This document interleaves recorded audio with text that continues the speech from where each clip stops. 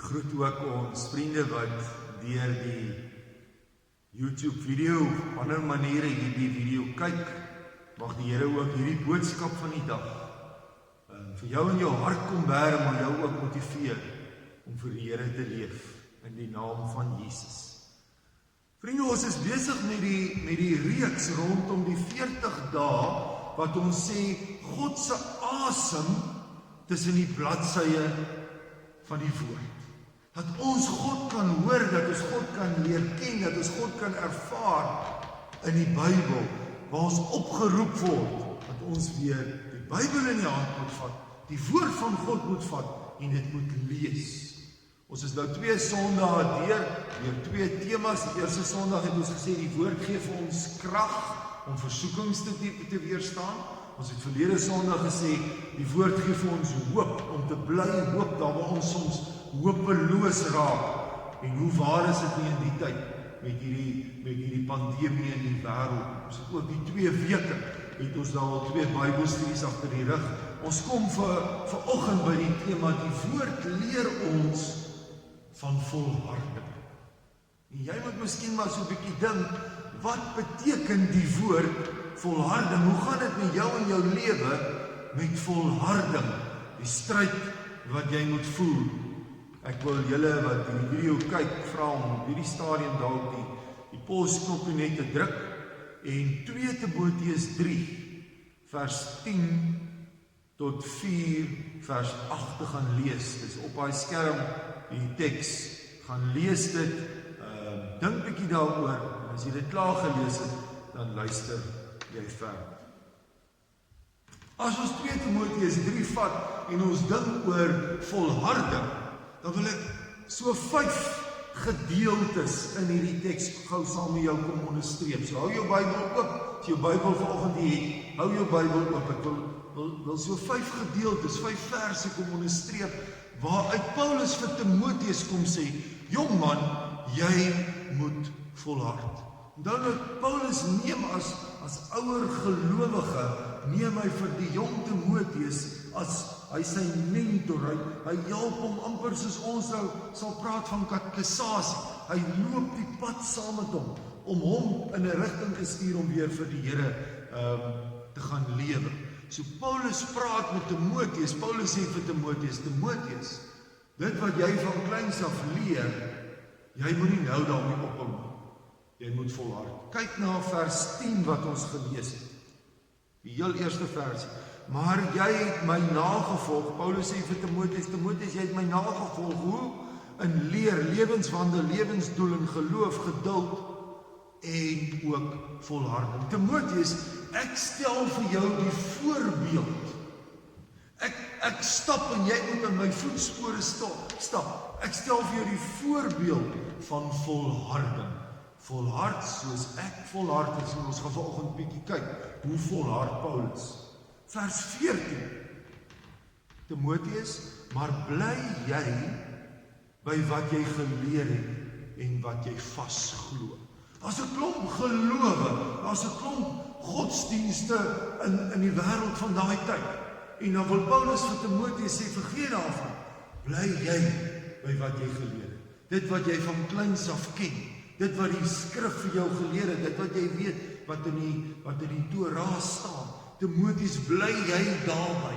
Volhard daarin. Ons sien vandag so baie mense begin allerlei ander gelowe aanneem. In hoofstuk 4, die tweede versie van wat ons gelees het, kom Paulus en hy sê vir Timoteus, ja, jy moet nou nie self bly glo nie, maar jy moet ook uitgaan en gaan verkondig. Dan sê hy vers 2, verkondig die woord, hou daarmee vol. Dis tog nou om te volhard. Want dit wat jy doen, om die skrif te lees en daarvan te getuig, is elkeen van ons se verantwoordelikheid. Nee, die dominee nie. Dis elkeen van ons se verantwoordelikheid. Dit wat jy lees, om daarvan te getuig, kom ons volhard daarin. Paulus wil vir Timoteus sê, verkondig die woord, hou daarmee vol. Volhard daarin. Vers 5. Maar bly jy in alle omstandighede nugter. Bly jy in alle omstandighede glo. Bly jy in alle omstandighede getuig. Hy wil vir Timoteus sê, al gebeur wat ook al, ons gaan net nou sien, wat alles met Paulus gebeur. In alles wat gebeur, Timoteus, in alle omstandighede bly dit doen. Die laaste een in hierdie stuk, vers 7, sê Paulus, ek het die goeie wedloop afgeloop, ek het in hierdie wedloop gehardloop, ek het die wenstreep bereik, ek het gelowig en uit volgaan. Te midde van wat gebeur het, te midde van tronk en dit wat hy alles moes deurmaak, sê Paulus, ek het volhard. Hy sê hy 1 Korintiërs 11 vers 1, volg my voorbeeld. En hy roep vir Timoteus op, maar hy roep ook vir my en jou op, om te volhard. Kom ons dink aan verlede Sondag se storie. Hy het verlede Sondag begin en vir jou gesê, dink jouself gaan in hierdie die verhaal daar in die diepsee op die boot, onthou julle dit, nee? Toevallig, en ek dink daar is ek soos toevallig, lees ek die week 'n verhaal wat baie dieselfde is, maar ek dink baie erger is, en ek wil die verhaal met julle deel volgende. 'n ware verhaal wat in 1981 afspeel in die Atlantiese Oseaan. Die persoon se naam, 'n Amerikaner, is 29 jaar oud, 'n jong ouetjie, 29-jarige Amerikaner, Stephen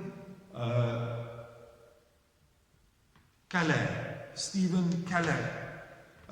Amerikaner, hy is versot op seiljag. So hy het sy eie seiljag gebou, so 6,5 meter seiljag, waarop jy alleen seil.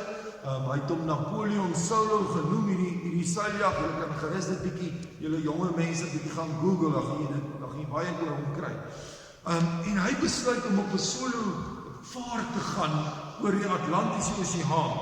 En 1981 begin hy met in die helfte van die jaar met hierdie vaart, en by die Kanariese eilande hier in die Weskus van Afrika, oorkant Marokko, by die Kanariese eilande beland Stephen Keller in 'n reuse ewige storm.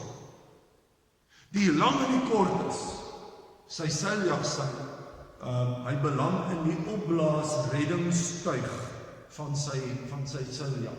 Gaan gou 'n enetjie aan, Jan Ryk. Daai ding lyk so, né? So opblaas dingetjie, waarin hy beland, met 'n bietjie noodvoorraad by hom, en in die middel van die Atlantiese Oseaan, 1600 kilometer van die land af. En in plaas dat hy hoop dat hy na Afrika se kant toe dryf, vat die seestroom hom weswaarts na Amerika se kant. 'n dag word 2 dae, word 'n week. In hierdie reddingstuig was daar noodvoorraad, 'n paar goed wat jy kan gebruik om te probeer oorleef. Binne 'n week was die kos was op, daar was blikkies water, was dit op, en hy het begin besef wat is besig om te gebeur, omdat hy die see geken het, en hy het besef hy sal moet plan maak om te oorleef. Daar's niemand anders nie. Hy kan maar agteroor sit en dan maar sterf in die ding, of in die water spring en dan maar verdrink, of hy kan besluit, dit gaan 'n vaart wees, en hy gaan moet volhard. Hy gaan moet vasbyt. Dis later aan 20 dae. Hy het geleer om met daai plastiese ding op die punt van daai vaartuig is 'n ding wat deur kondensasie, verdamping, maak soutwater verdamp en jy vang dit op en dit maak vars water. Het hy geleer om bietjie vars water, dis eintlik te min, op te vang. Hy het geleer, daar was 'n ding wat hy visse nie gespeer het. Het hy dan 'n paar visse so gevang gekry. En dit het gehelp dat hy oorleef 20 dae, 'n maand. Hy sê wat die ergste is, wat hy kon sien skepe gaan verby, dat hy hulle duidelik sien, maar hulle sien hom nie. Dat hy die hoop het, hulle gaan stop, maar dan stop hulle nie. Dat hy hoop het, hulle gaan hom sien, dan vaar hulle net weer aan. Honger. dors, heeltemal alleen. Die vrees vir haie, hoe 'n haai een keer die reddingstuig aanval. In sy eie woorde sê hy een nag toe dit oopgetrek is en die see glad is. Die mooiste aand met die sterrehemel skryf hy sê, "It is a view of heaven in the sea of hell." It is a view of heaven in the sea of hell. 45 dae, wat hy, op die 45ste dag, wat hy weer 'n vis raak steek en veg om die vis in die bootjie te kry, gebeur dit dat hy 'n stuk van die opblaasding stukken steek en hy begin afblaas. Hy sê, dis van die ergste dae wat hy beleef. Hy begin die ding af, dis sy redding, as hy net op hom kan bly, en hy sukkel om die gat toe te maak. En hy sê, hy het amper daar opgehou, maar hy het volhard. Hy het 'n dag lang gesukkel om die gat toe te maak. Hy het 2 dae, hy het 'n week lang. Die 10de dag wat hy gesukkel het om die gat toe te maak, het hy uiteindelik 'n plan gekry om die gat toe te maak. Hy het so 'n dingetjie wat dan moet hy hom oppomp, dan pomp hom op, dan blaas hy weer, pomp hom op. Ja, dis iets van volharding. Die 76ste dag, dis meer as 2 maande, het hy 3000 kilometer oor die Atlantiese Oseaan by die Antigua-eilande, het 'n klein vissersbootjie hom gesien en gered. Hy is die man in die rekordboeke wat die langste op die oop see so reddingstuig was en oorleef het. Omdat hy, en ek vertel dit om te sê, iets van volharding, iets van swaar kry volharding, iets van om te besluit en te sê, ek doen my deel en ek volhard ten spyte van wat gebeur. Dit was net vir my 'n skitterende storie. Jy kan dit bietjie gaan soek. Daar was 'n program op Dessels op die TV gewees, I Shouldn't Be Alive, wat dit ook uitgesaai het, maar hierdie sy hele verhaal is op YouTube. Is daar, kan ek gerus bietjie gaan kyk. Dis 'n ekstreme voorbeeld van volharding en ek hoop uit sy storie en uit Paulus se storie uit word ek en jy vandag weer gemotiveer om te sê, ek gaan nie lê nie, ek gaan volhard, ek sal aangaan. Maar ek wil 'n wille veralgemening maak. Maar ek dink, gaan gou een ander. Ek dink, mense gee te maklik. Ek dink vandag lewe ons in so 'n gemaklike wêreld. So alles kry ons antwoorde voor en met alles kan ons na mense toe gaan. Ons gee te maklik op. Ons sien dit in verhoudings. Ek sien dit in verhoudings met wat jong mense het. Jong huwelik. Wat in 'n huwelik gaan staan en dan is dit nie heeltemal wat hulle wil hê nie en hulle klim uit. Maar so kan ons sekere klomp dinge in ons skole as ek nie heeltemal hierdie vak verstaan nie, dan vat ek maar sommer 'n ander vak, want ek gaan nie aangaan hiermee. Mense in hulle werk, as hulle nie 'n ding reg kry nie, dan sê niemand, dan doen ek nie dit nie, dan soek ek iets anders. Mense gee te maklik op in ons gesondheid, ons lewe, ons geldsake, met hierdie pandemie wat ons lewens bedreig, wat ons gesinne, wat ons dorp, wat ons besighede, wat ons ekonomie bedreig. Ons lewensbootjies, wil ek amper sê, as hy net so 'n bietjie in 'n stormpie kom, dan wil ons sê, dan spring ek maar oorboord, dan moet die haie my maar opvreet, dan gee ek op. Maar vanoggend wil die Here deur die woord. Vandag as jy daai video kyk, wil die Here deur die woord vir jou kom sê, vir ons kom sê, kom ons volhard saam met hom. Ons wil so maklik as iets swaar met ons gebeur, sê, hoekom Here? Nee, as dit nou gebeur, dan hou ek op met glo. Ek gaan nie verder glo nie. Die Here plaas van die ding oor my pad. Ek glo nie meer in die Here nie. En ons gee op. Hoor wat sê Paulus vir Timoteus. 2 Timoteus 3 vers 14 sê hy vir Timoteus, maar jy Timoteus, bly by wat jy geleer het en wat jy vasglo. Maar jy Timoteus, dit sit maar jou eie naam daarin, maar jy Andre Jordaan, bly by wat jy geleer het en wat jy vasglo, volhard. Ons kan dalk vir Paulus sê, maar Paulus, jy weet nie heeltemal, ken jy my omstandighede? Ken jy Paulus van swaar kry? En dan moet ons bietjie gaan kyk. Hoe het Paulus swaar gekry? Hoe is sy bootjie geruk? Dan kan ons 2 Korintiërs 11, jy kan dit gerus gaan lees. Ek sit net die paar woorde daar, 2 Korintiërs 11 vers 23 tot 29. Ek lees dit. Paulus sê, ek was meer in die tronk. Ek was meer dikwels geslaan. Ek was dikwels in doodsgevaar. 5 keer het ek van die Jode die gebruikelike straf van 39 houe. Hulle het hom geslaan met 'n karwats, met 7 punte, 39 houe op sy kaal liggaam. Selfde wat Jesus geslaan is. 3 maal het ek lyfstraf gekry. 1 maal is ek met klippe, onthou Stefanus is met klippe doodgegooi. 1 maal is ek met klippe gegooi. 3 maal het ek skipbreek gelei. En 1 maal het ek 'n nag en 'n dag op die oop see deurgebring. Ek was dikwels op reis in gevaar. Daar was gevare van die rivier, van rowers, van my volksgenote, van heidene, gevare in die stad, gevare in die veld, gevare in die see, gevare onder my eie valse broers. Daar was vir my harde werk en swaar kry, dikwels nagte sonder slaap, dikwels honger en dors, en dikwels was ek sonder kos, sonder skuilplek of bedekking teen die koue. Paulus het geweet wat beteken dit om swaar te kry.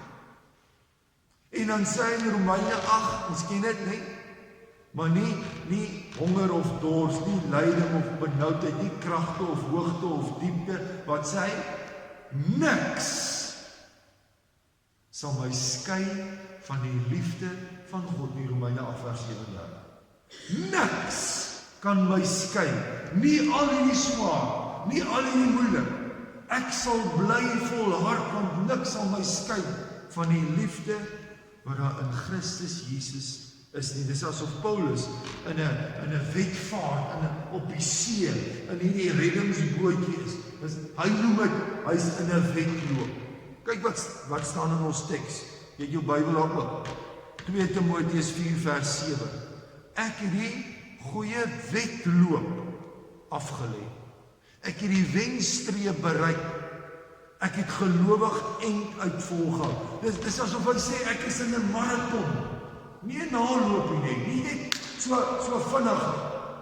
Nie 'n vinnige 2, 3, 10 sekondes naloop en alles is verby. Dis asof Paulus sê, hy is in 'n wedloop, in 'n marathon. 21, 42 kilos. So jy weet wat dit is om so 'n marathon te hardloop. Dit vat voorbereiding, dit vat deursettingsvermoë, halfpad deur. As ons ry net 'n bietjie fiets, ek en Wesel, halfpad deur Karuto Coast, dan sê ek altyd vir Wesel, ek is nou klaar. Hier op 50, dan's ek klaar, dan moet hy mooi praat. Maar jy kan nie half, Paulus sê, hy's in die marathon, en hy gaan aan, en hy druk deur, en hy volhard. Nie net hier in Timoteus, 'n paar keer in die Bybel noem hy die stryd wat ons het om te volhard, vergelyk hy met 'n wedloop. 1 Korintiërs 9 vers 24 sê vir die gemeente in Korinte, weet julle nie dat atlete wat aan 'n wedloop deelneem, wel almal hardloop? Julle is soos atlete in 'n wedloop. 2 ander plekke sê hy vir Timoteus, 1 Timoteus 6 vers 12, in die goeie wedloop van die geloof, moet jy al jou kragte inspann, om die ewige lewe as prys te behaal. Al jou kragte, alles gee, volhard in hierdie wedloop. 2 Timoteus 2 vers 5. 'n atleet wat aan 'n wedstryd deelneem, kan die prys slegs wen as hy volgens die reëls meeding. Jy moet jou deel doen. Jy moet as atleet wat voorberei, gefokus is, volhard. Jy kan nie voor die wenstreep ophou nie. Jy moet deur die wenstreep gaan. Nie 'n naloop vinnig verby nie, maar 'n lang pad. Ek en jy is saam met God in hierdie lang pad. En God is daar saam met ons. Ook die mense in die Ou Testament kan ons lees van hoe hulle in 'n wedloop was. Dink maar aan Jakob. Dink maar aan wat met Jakob gebeur. Hy's daar by sy oom Laban en hy sien vir Rachel. Sy moes 'n mooi vrou gewees. En hy sien vir Rachel en hy besluit vir Rachel wil hê. En sy oom sê 7 jaar werk. En hy's bereid om te volhard vir 7 jaar, want hy wil daai vrou hê en as hy trou, dan gee sy oom vir hom vir lelike Lea. Maar hy vat vir Lea. Maar hy wil nog steeds vir Rachel hê. Dan moet hy nog 7 jaar. Dit is volhard. Dis volhard om deur te druk, om vol te hou. Josef speel 'n wegwedstryd. Sy broers verkoop hom. Sy eie mense wil niks met hom te doen hê. Hy's weg in Egipte. Hy kon daar eintlik gemaak het wat hy wil, 'n wegwedstryd. Nee, wees is seker van die moeilikste wedstryde. As die bulle by die stormers speel, om daar te speel, van die moeilikste wedstryde. Ons weet nie meer wat rugby is. 'n Wegwedstryd moeilik. Josef was in 'n wegwedstryd in Egipte. Potifar se vrou probeer hom verlei. Maar Josef volhard ten spyte van valse sake teen hom, ten spyte van in die tronk wees, bly Josef volhard en bly hy by God en word hy beloon. Dink maar aan Dawid. Dawid is die buiteperd, die underdog soos die Engelsman sê. Dawid is die buiteperd, hierdie klein ouetjie wat in hierdie geveg gaan veg teen hierdie reus. Sy eie broers wat soldate is nie kans nie. Wat is die kans hy kan? Maar Dawid gaan staan daar, hy hard op die weg nie. Dawid volhard en God by hom wen hy vir Goliat. Dink maar aan Elia, daar op die berg Karmel. Elkeen bou sy eie altaar. En die Baal profete, hulle is 'n oormag. Hy's man alleen. Elia is profeet teen hierdie klomp ander profete. 450 Baal profete plus nog 400 ander profete. Hulle is daar. Hulle is die hele dag besig, maar niks gebeur nie. En Elia staan op en hy sê, maar ek sal volhard. God sal antwoord. En God gee die antwoord en met vuur antwoord God. Ek en jy in ons bootjie. Miskien voel ons ook soms ons bootjie is besig om te sink.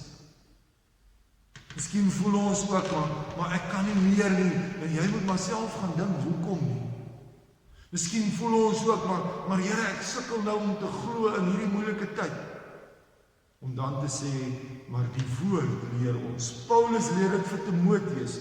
Elia en Josef en Dawid en Jakob leer dit vir ons uit die Ou Testament. Dat ons sal volhard. Dat ons sal aanhou. Dat ons nie sal gaan lê nie, sal oorgee.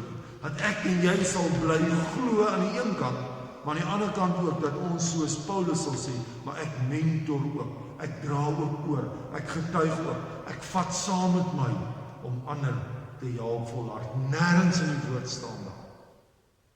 Dit sal altyd net goed gaan. Nêrens. Maar 365 keer word daar gesê, ek het dit nie gaan tel nie. 365 keer word daar gesê, sê God, ek is met jou in moeilike omstandighede. Elke dag van die jaar. Ek is met jou in dit, in jou bootjie, in die pandemie, in die swaar kry, in die twyfel. Wil God kom sê, volhard, want ek is met jou. Niks kan ons skei van die liefde van God. Mag ons daaraan vashou. Johanita Du Plessis sê die volgende in 'n lied. Ek sal net aanhou om aan te hou. Nooit ophou aan my drome bou. Daar's 'n doel vir my lewe. Ek is hier vir 'n rede. Ek's gebore om iemand te wees. Die somer seën my, die winter leer my. Deur die bitter en die soet word ek sterker. Al kan ek soms nie verstaan waarheen my paaie gaan nie, sal ek nooit gaan lê nie. Ek sal net aanhou om aan te hou, nooit ophou aan my drome bou. Ek wil lewe, vir elke oomblik tot aan die einde. Hou my spore vorentoe, hou my oë net boontoe. Ek wil swewe hoog daarbo en aanhou om aan te hou. Mag dit waar wees vir my en jou.